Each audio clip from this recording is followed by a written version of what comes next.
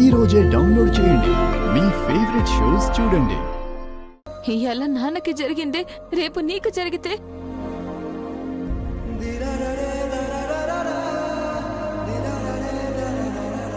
అయినా పెళ్ళి ఆపాలన్నది నా ఉద్దేశం కాదమ్మా.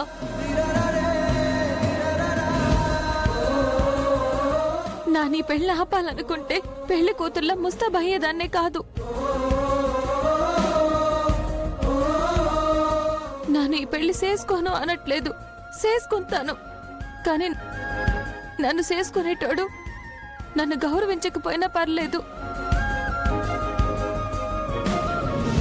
నిన్ను, నాన్నని, తమ్ముడిని, చెల్లెల్ని మాత్రం గౌరవించాలా?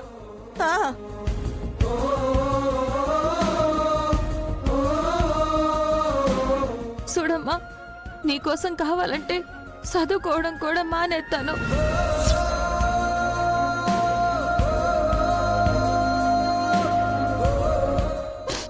ఏడవకమ్మా. చూసావా నువ్వు కాలు?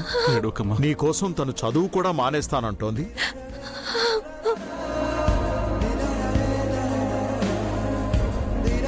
ఇంత గొప్ప బిడ్డని కన్న మీరు అదృష్టవంతులు.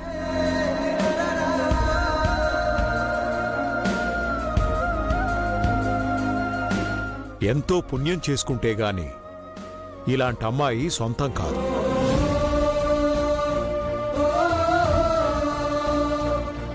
వాడు దురదృష్టవంతుడు కాబట్టి శ్రీలక్ష్మిని వద్దనుకున్నాడు. అలాంటి వాడి గురించి మీరెందుకు బాధపడుతున్నారు?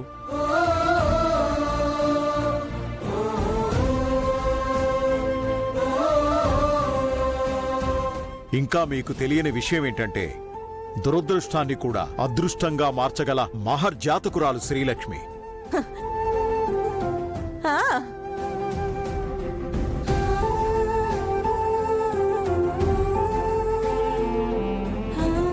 ఇక్కడ జరుగుతున్నదంతా ఆ శివయ్య ఆడిస్తున్న నాటకం.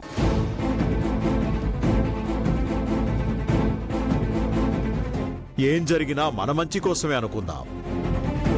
శ్రీలక్ష్మికంతా మంచే జరుగుతుంది. ఏం మంచి జరుగుతుందయ్యా? ఇంత జరిగినాక నా కూతురు నీకెవరు చేసుకుంటారు?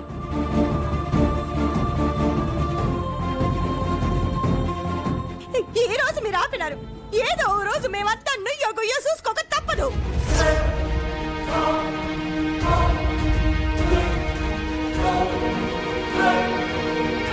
శ్రీలక్ష్మి లాంటి మంచమ్మాయికి ఇలా జరగడం ఏం బాగోలేదు. తన చుట్టూ ఉండే మనుషుల సంతోషం కోసం ఏమైనా చేస్తుంది. నా కుటుంబం కోసం కూడా చాలానే చేసింది.